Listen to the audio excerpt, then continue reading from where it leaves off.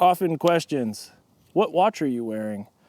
This is a Sangan Instruments Hydra on a Fuckum leather NATO strap from Zulu Alpha. Hail Hydra. Hail Hydra!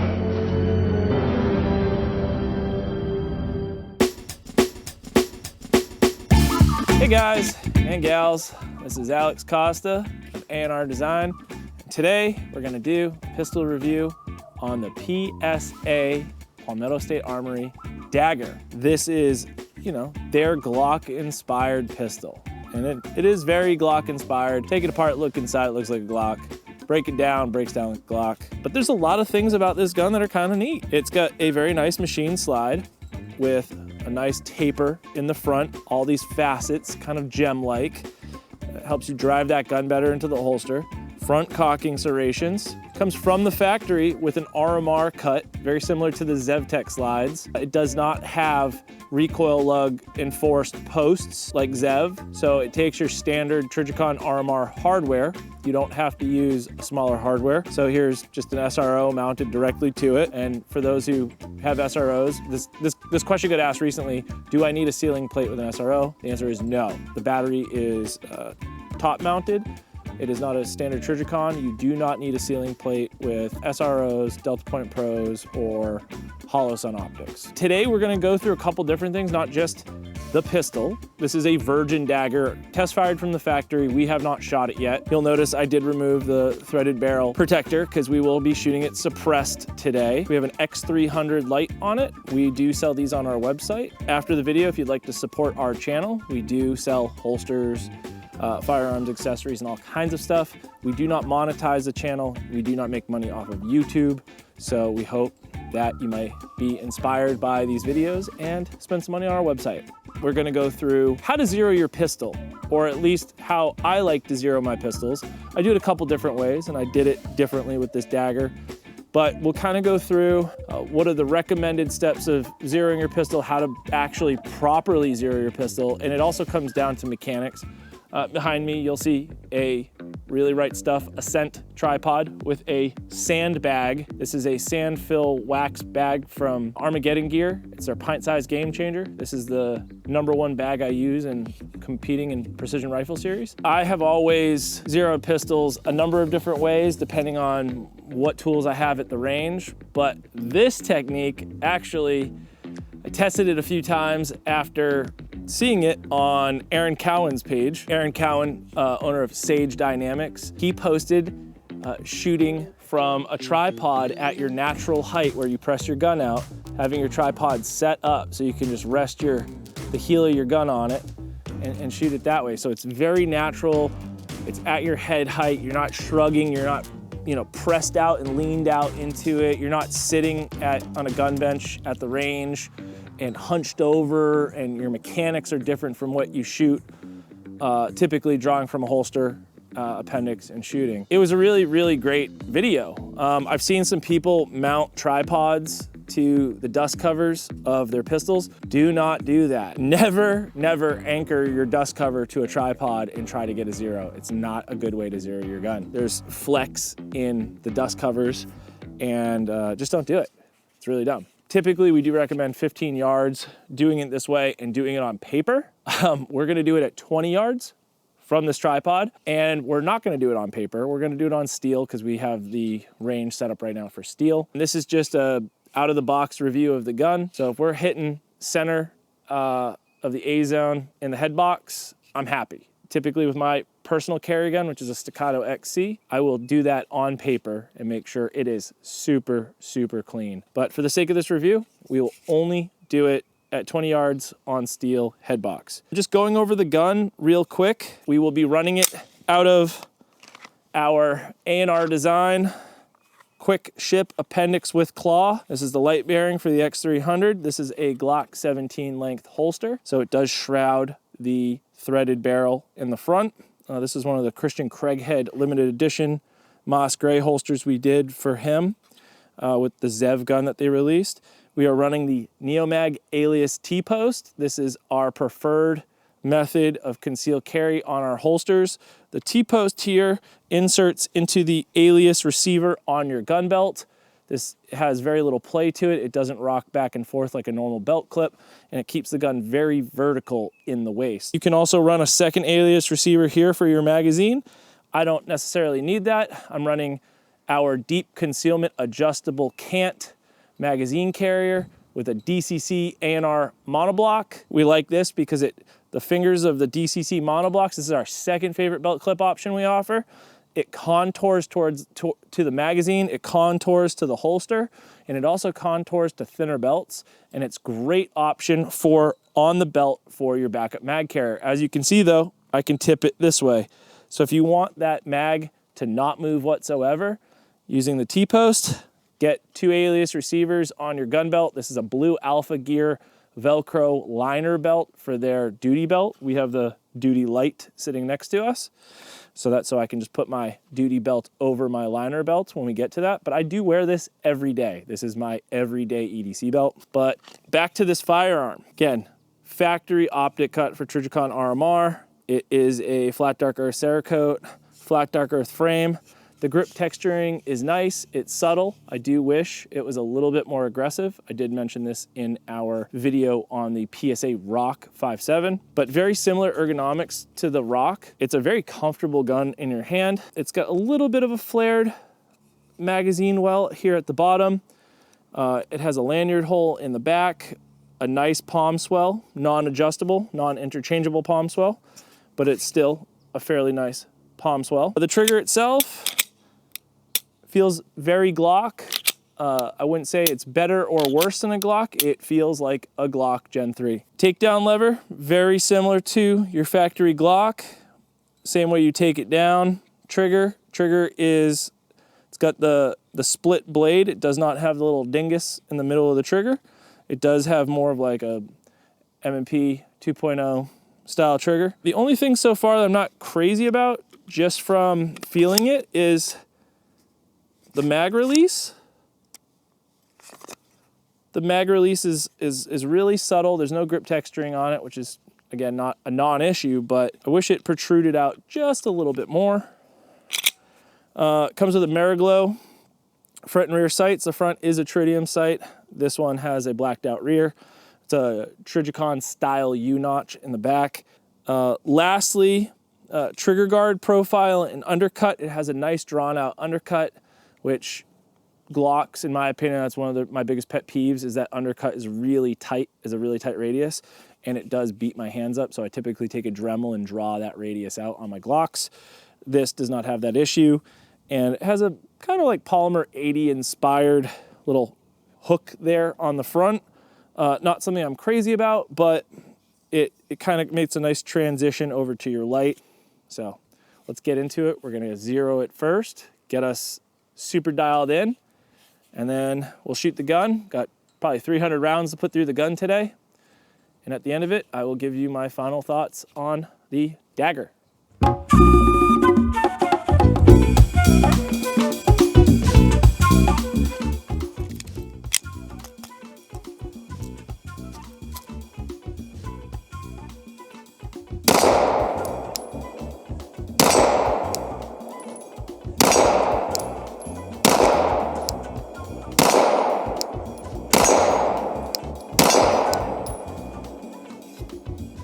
All right, so those are all headshots. So I'll just pick a spot, a dark spot on the middle of the target for the sake of this, and see if I can get it dialed in just a little tighter. I'll go right between the shoulders.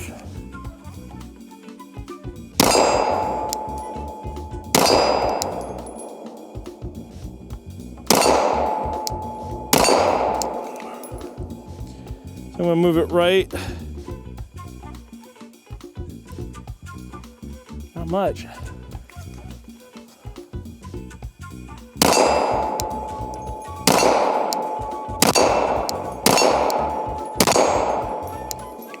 Through that last one. All right, we'll send it at 36.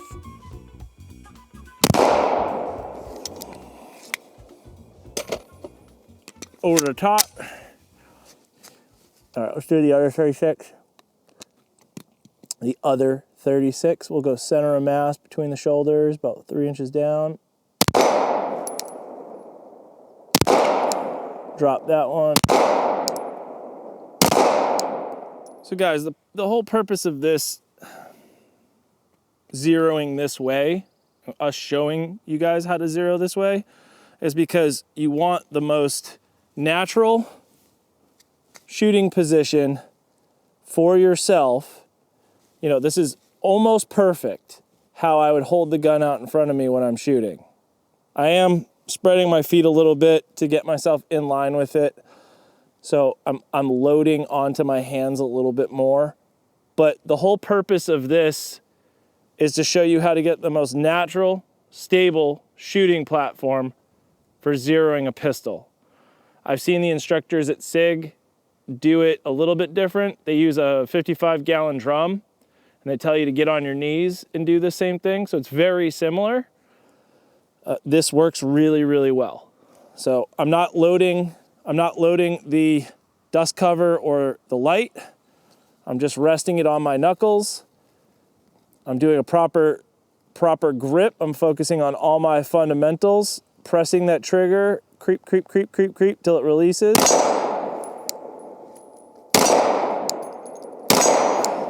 Shoot a 3-shot group, look at where you're hitting and make your adjustment. I'm not gonna teach you guys what 1 click equals 1 MOA.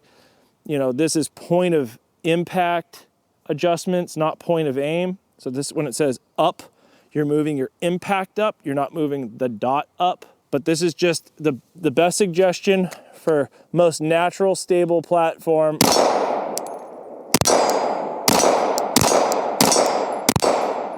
For shooting pistol and getting it zeroed. Are you ready to run these guns, bro? Get this shit out of the way, let's beat it up. Okay, let's see.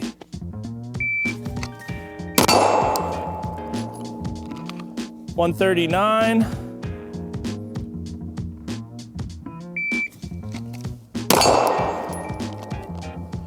.155. Go faster. Too fast. 141 dropped over shoulder.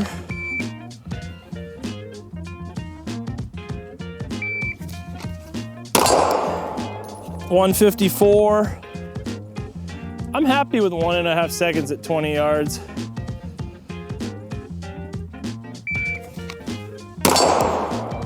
.139.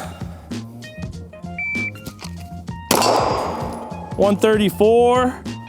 Finding that rhythm, hopefully.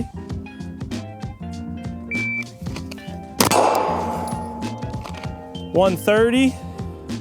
All right, so we're gonna shoot 1R1s from concealment. 1R1s are not something you should just sit at the range and do all day. That's kind of really detrimental to your development as a shooter. But I want to mess with the gun and see how it feeds and how quick those mags are dropping, feel how that mag well feeds. So we're gonna do 1R1s for the sake of the review.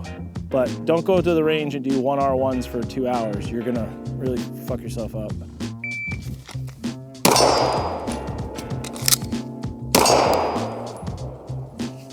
First shot, 143, 269 split, 412 overall. And again, we're running a Glock 17 holster with X300. This does work with our Glock holsters with light. Unfortunately, I have not tested this pistol in a normal Glock holster, but it fits and runs fine light bearing.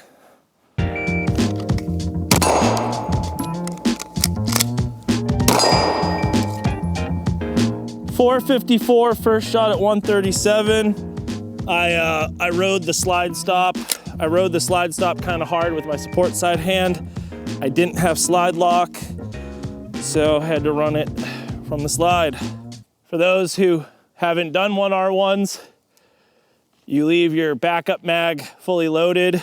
You have a round in the chamber and an empty mag fed. So you go straight to mag lock and then do it that way. I've seen dudes at the range take their empty, they have slide lock, they take their empty round, and they're only doing one mag at a time and they reload every time. Just skip the weight.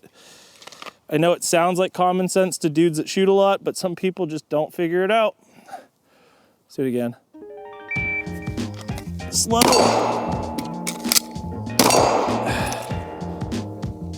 First shot at 172. So I fumbled the gun, but my reload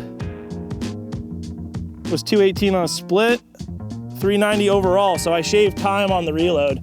Couple things, that reload was really fast on the 390 because my shirt was already kind of hung up on my mag. Typically your shirt falls back over your stuff, so you do have to clear a garment for your mag. I do wear undershirts because I carry big honking steel frame guns, so I like to protect my belly hair, keep some of the debris from my body off my gun. If you don't wear an undershirt, some ways to practice reloads is instead of going to hook your shirt, so I'm natural-ish, and I'm going, when I go for my gun, I'm hooking my shirt, but that shirt's not always gonna be perfect, right? Sometimes you might go for it and not grab it really well when you go for that gun. So I'm hooking and going for it.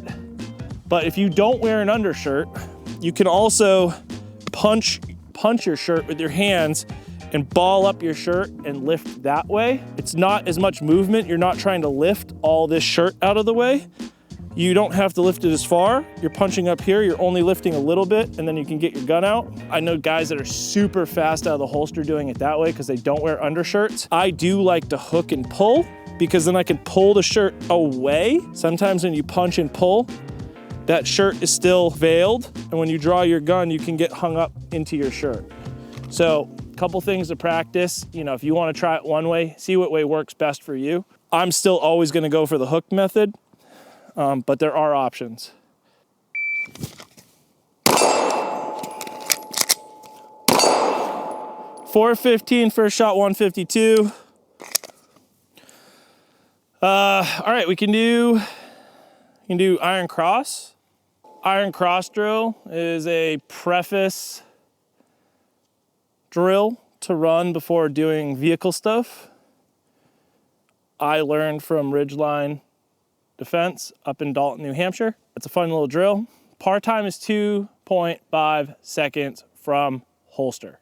So we'll go through the iterations of iron cross. 190 right-handed. Next one's gonna be a pass.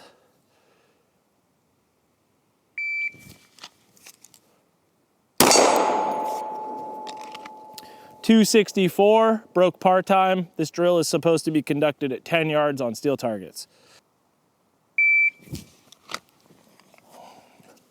.332, 1 second slower than par. Well, that sucked. Typically it's done out of a battle belt. It's a little faster when you don't have to clear a garment, then get the gun out. But hey, it's worth trying. Iron cross is to be conducted facing your target, 90 to your target, 180 over your shoulders. Again, 90 to your target, dominant side, and then finishing here. I'll just do it over my shoulder. Whole point is to simulate if you're in the driver's seat and your foot's on the dead pedal and your leg is braced against your center console, coming around the passenger seat and shooting out passenger side window.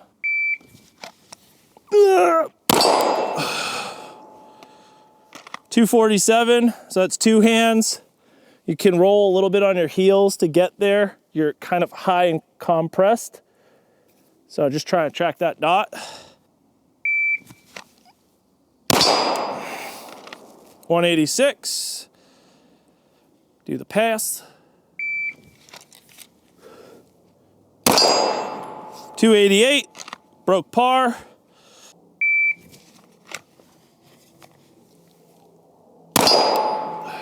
396 over par, no misses. So that's a fun drill too. Works on your upper body mobility. Kind of gets you in unconventional shooting positions, especially doing these and leaning back over and still managing recoil.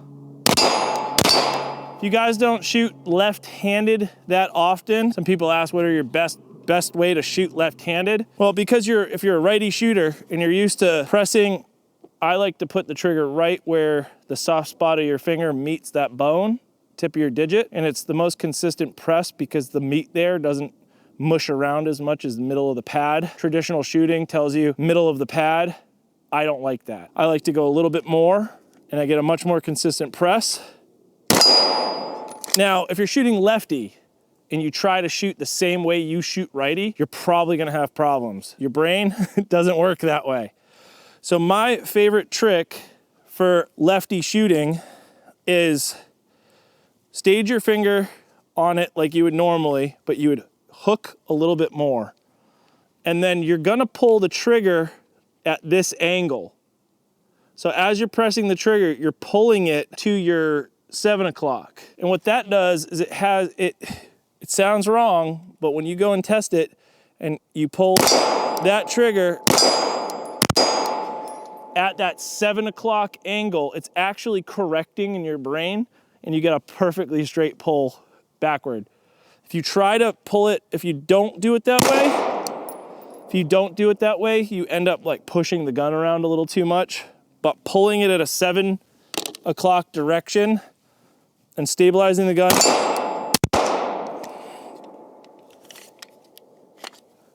Stabilizing the gun and pulling it in that 7 o'clock direction really helps let people shoot support side. All right, dagger with a can.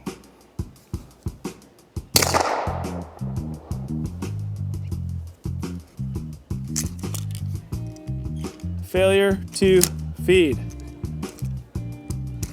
with Glock mags.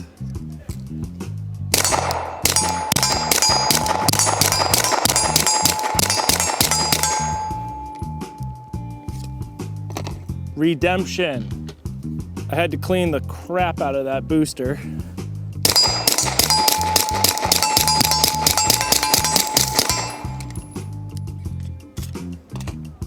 Kind of just running it like an asshole. Trying to break it in though. Ugh, getting the schmutz in the face.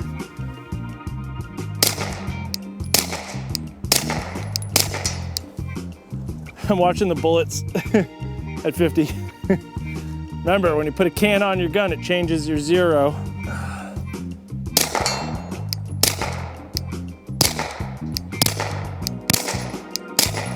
Oh my gosh, it looks like a curveball.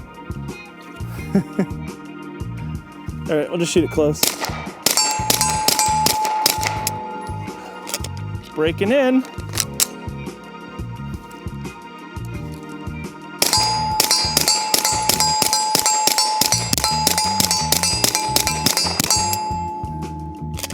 I rode the slide stop. Also, I'm aiming left edge of target at 20 yards because it seems to have shifted the zero quite a bit. Failure to feed.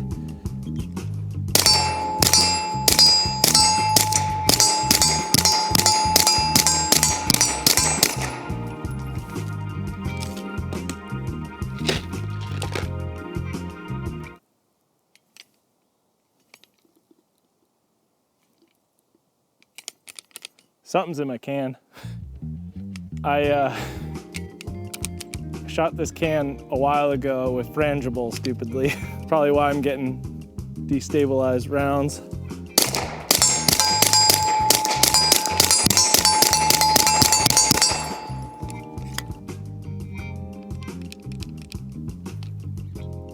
It sounds like water dribbling back in it. I'll have to take it apart.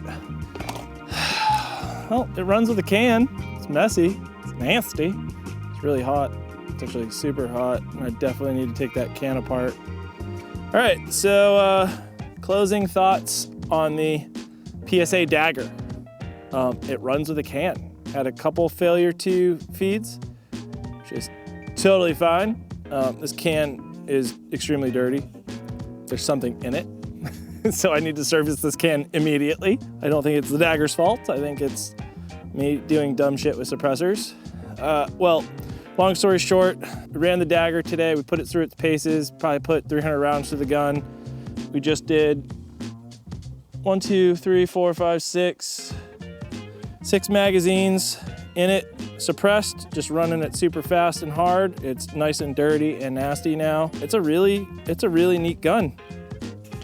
For what the price is, I think they do sell these as optic with optic packages on PSA on their daily deals, super duper cheap.